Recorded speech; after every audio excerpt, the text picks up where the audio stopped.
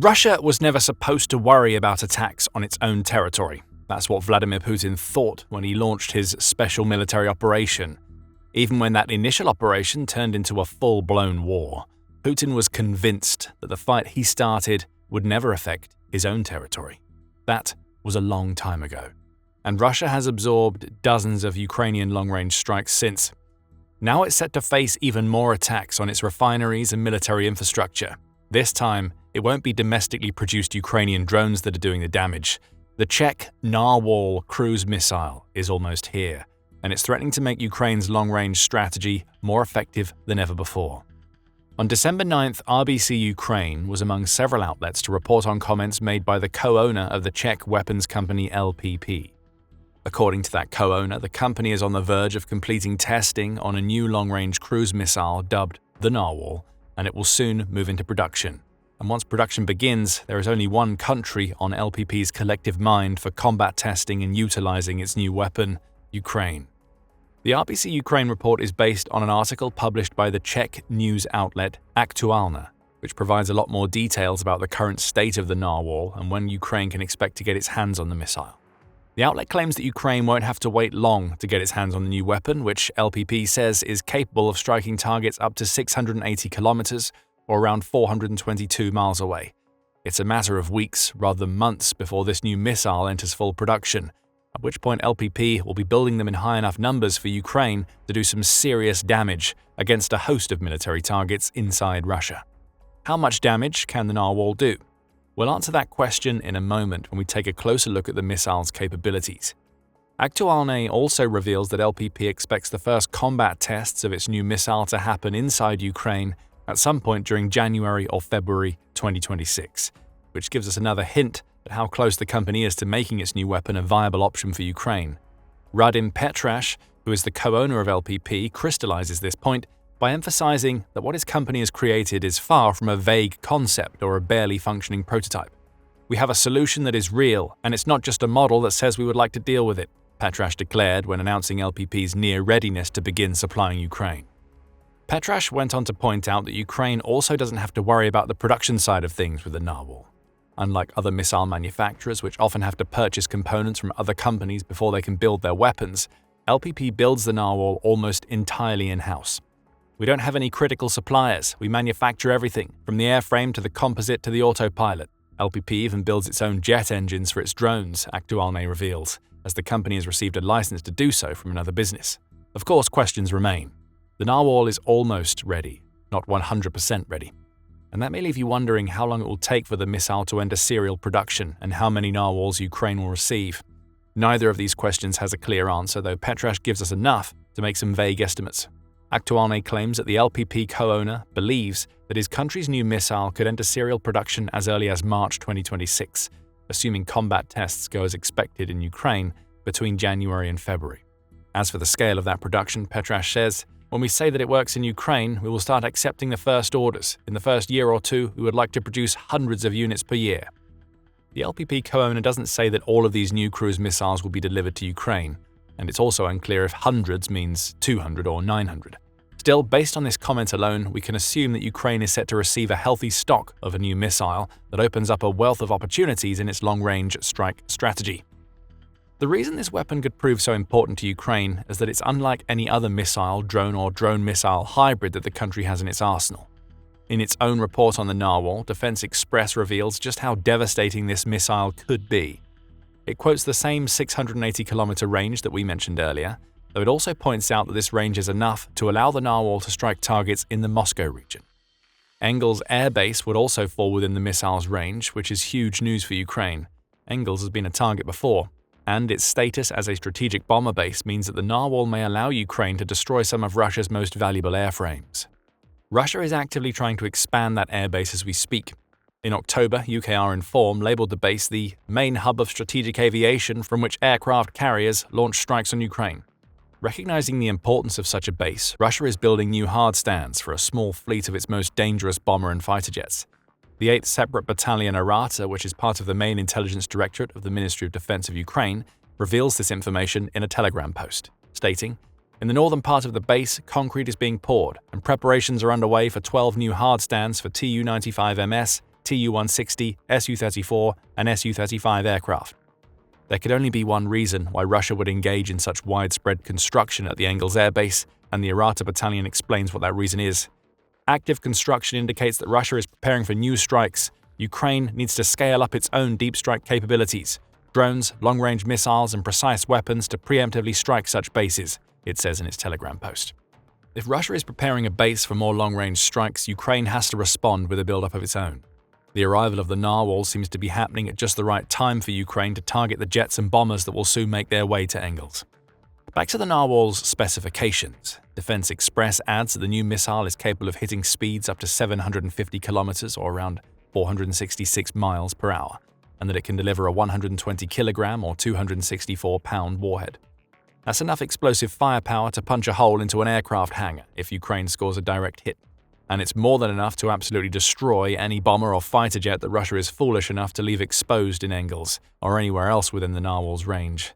Defense Express offers up a comparison to Russia's Shahed drones, which typically carry warheads weighing between 50 and 90 kilograms or 110 and 198 pounds. Ukraine has seen how much damage Russia's Shaheds can do to its cities. The Narwhal is powerful enough to enable Ukraine to do even more damage to Russia's military facilities. Of course, none of this power will matter if the Narwhal isn't capable of reaching its target.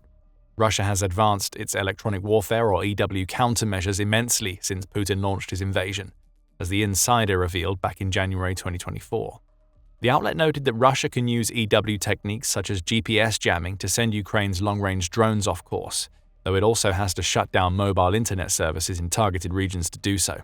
Nevertheless, this capability shows us that a drone or missile that relies on GPS alone is a weapon for which Russia has a counter. LPP thought of that problem when developing the Narwhal, and it's come up with a brilliant solution. The Narwhal is equipped with the standard GPS seen in many other drones and missiles. If the missile happens to attack a target that has no EW defenses, that GPS will be more than enough to guide it to its target. However, the Narwhal isn't rendered ineffective should it run into EW interference at any point during its journey. If the missile's GPS is disabled, and the assumed inertial navigation system that Defense Express says is likely going to be in the missile isn't enough to finish the guidance job, then a Ukrainian operator can steer the Narwhal the rest of the way.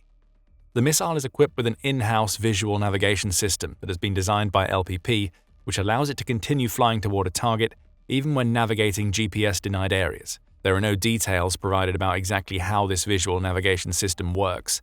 Speculatively, it may be akin to the systems used by first-person view drones, which have built-in cameras that allow them to beam real-time footage of the battlefield back to their operators. If the Narwhal has a similar type of system, that means a Ukrainian pilot could guide the missile from launch to target without the need for GPS. Plus, such a system also means that Ukraine's operators could actively divert their Narwhals toward more desirable targets, should such targets appear en route to the initial target. Ukraine will also have options in terms of how it launches its new Narwhal missiles. Defense Express says that the missile can be launched via a catapult, via a road or runway with the use of a launch trolley, or from the same stretches of tarmac if the missile is equipped with a solid fuel rocket booster. Such versatility never goes amiss, though the version of the Narwhal that Ukraine gets may end up missing one of those options. That's according to Petrash, who says that the catapult launch method will likely be phased out of later variations of the missile. The decision appears to have been made not due to any issues with this launch mechanism, but because the catapult structures required are easy targets for an enemy. Aktualny also reveals that rocket assistance can help the Narwhal to reach a height of 50 meters, or about 164 feet, in just 1.5 seconds. So speed of deployment isn't going to be an issue for Ukraine. It's starting to feel like the Narwhal cruise missile has everything but the horn that makes its sea-dwelling namesake so famous. There also isn't much in the Ukrainian arsenal currently that directly compares to the Narwhal. Defense Express brings up the Barracuda 500M as the closest comparison. In November, the outlet reported that Rheinmetall is going to produce a new version of that cruise missile, which it claims will be better suited for strikes against Russia. Even then, the new version of the Barracuda 500M won't pack as much of a punch as the Narwhal. It has a warhead weighing 85 kilograms or 187 pounds, which is almost double the size of the original Barracuda's warhead, but still a way behind the size of the warhead packed into the Narwhal. Range is a little more competitive. The original Barracuda 500M can travel up to 900 kilometers, or nearly 560 miles, albeit with the much lighter warhead. Defense Express expects the new version to have a range of around half that. Again, that's less than the Narwhal's range. All of this means that Ukraine may be getting a major upgrade on a cruise missile that was already being redesigned to inflict more pain on Russia. There's just one sticking point: the price. We know that the Barracuda 500M has a per-unit price of $216,500, which is already very impressive for a cruise missile. Unfortunately, LPP hasn't revealed the per-unit cost of the Narwhal, though Defense Express suggests that it's unlikely that the price will be lower or even comparable to the Barracuda 500M. That makes sense given the larger warhead and greater range. However, it means that Ukraine will have to make careful choices when it comes to which of these cruise missiles it chooses to deploy and for which operations. These are nice choices to have, though. Ukraine was never supposed to reach the point where it could hit Russian targets on Putin's home turf. Now it's receiving a glut of new long-range weapons that make the country an even more dangerous enemy to Russia. The debate about which of these two weapons to use may be settled by the final Narwhal feature that we've yet to cover. The missile is designed to operate as part of a broad, unmanned system. Petrash explains the concept while revealing that the Narwhal has been designed so it can be deployed in tandem with drones that LPP produces. We will send 10 or 20 of our main 40-kilogram drones to overload the enemy's air defenses. At the same moment, 2 Narwhals will fly rapidly above them, and above those there will be another pair of invisible ones, Petrash says. It's an interesting concept, and it means that Ukraine will have the option of deploying entire drone swarms alongside its new Narwhal cruise missiles. Those swarms will be targeted by Russian air defenses, essentially acting as decoys, while the Narwhal missiles sneak through and score direct hits on their targets. Defense Express speculates that the specific 40-kilogram drone to which Petrash refers is LPP's MTS, which has a similar range to the Narwhal. The drone is much slower than the missile, hitting a top speed of 230 kilometers or 142 miles per hour. If Ukraine were to use this drone, it would have to send plenty in advance of a Narwhal to ensure the drones reach a target in time to act as a diversion. The MTS also carries a 12-kilogram or 26.4-pound warhead of its own, making it an attacking threat should Russia's air defense systems miss their shots. As for the invisible ones that could be deployed alongside the Narwhal, that's likely a reference to LPP's Night Ray stealth drone. That drone carries a payload of about 30 kilograms or 66 pounds, and it's equipped with the same type of navigation system. It appears that LPP is creating a series of drones that can be deployed together, though it's unclear if they'll work alongside one another as part of a network. There's also the possibility that Ukraine will be able to deploy other long-range drones alongside the Narwhal, though that hasn't been tested yet. The Narwhal hasn't reached Ukraine yet after all. Maybe these are the kinds of combat tests Ukraine will carry out when the first batches of the new Czech cruise missile arrive during the first few weeks of 2026. We've already covered some of what the Narwhal brings to Ukraine, particularly in terms of its range, explosive capabilities, versatility, GPS jamming resistance, and the seeming ability to operate alongside a horde of drones. But in the wider context of Ukraine's strategy against Russia, the arrival of the Narwhal signals something very simple: an upgrade on Ukraine's ability to conduct deep strikes inside Russia. That's an ability that Ukraine wants to strengthen and refine as much as possible, as some speculate that it's these types of strikes that now serve as its best offensive option against Russia. In October, the New York Times published an article explaining why Ukraine is betting on these kinds of strikes. Ukraine's many hits against Russia's energy sector, in particular, are designed to bring the pain of the war back home to Russians, perhaps with the intention of pushing Putin into taking peace negotiations seriously. Chatham House built on this in a November 10th article, going so far as to claim that Ukraine's long-range attacks on Russia's oil refineries have become its best defense as Russia once again targets Ukraine's energy infrastructure to cause a difficult winter. The outlet points to rising gasoline prices in Russia, with the fuel being 10% more expensive in October than it was before Ukraine started its concerted refinery strikes. Shortages have occurred in Crimea and several other Russian regions as demand for fuel grows, and this is the type of domestic pain that Ukraine needs to cause to put pressure on Putin. At the very least, Ukraine could use this approach of taking out Russian fuel to push for an energy strike ceasefire, even if it can't achieve a total ceasefire. Ukraine certainly seems to have taken the approach of attempting to answer every long-range strike that Russia carries out with strikes of its own. In his November 14th address to the Ukrainian people, President Volodymyr Zelensky made it clear that long-range strikes, combined with other pressures, are key parts of Ukraine's strategy. Ukraine must do everything to ensure that not a single Russian strike goes unpunished, Zelensky declared. Our weapons, global sanctions, and political pressure on Russia, all of this is working, and it will be even more effective. The Narwhal could be a powerful string in the Ukrainian bow if it has that sort of approach in mind. After all, Russia won't want even more powerful strikes against its refineries, and it will certainly be wary of a new cruise missile that can both reach one of its main air bases and cause serious damage to anything stored within. The Narwhal being combat tested in Ukraine is also an interesting aspect of the story. Back in January 2023, CNN published a piece in which it claimed that Ukraine has become a testbed for Western weapons. The need to innovate in Ukraine is strong, and the war the country fights with Russia has already demonstrated the effectiveness of a huge range of drones, in addition to apps, air defense weapons, and munitions that might have experienced minimal combat use in the past. Business Insider published an article that took the same angle over 2.5 years later, stating that the Ukraine war's front lines have become a proving ground for new weapons.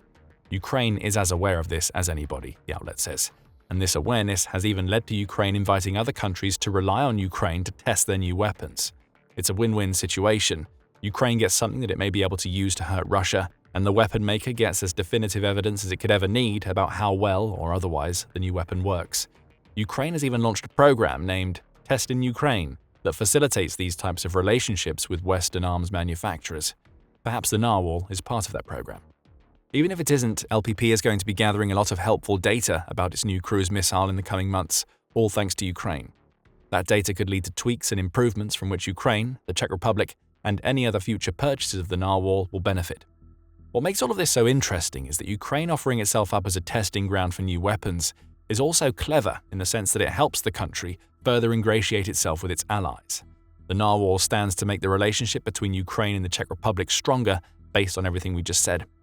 As important as the Narwhal will be to Ukraine's long-range strategy, this strengthening of relationships with Western partners could be even more beneficial to Ukraine in the long run. Ukraine's long-range strategy isn't the only thing that's getting an upgrade thanks to the arrival of new Western equipment. The country's F-16s have been made more lethal than ever before thanks to game-changer upgrades that leave Russia helpless in the skies. Find out more in our video, and remember to subscribe to The Military Show if you want to see more videos covering the latest weapons to enter Ukraine. And thank you as always for watching.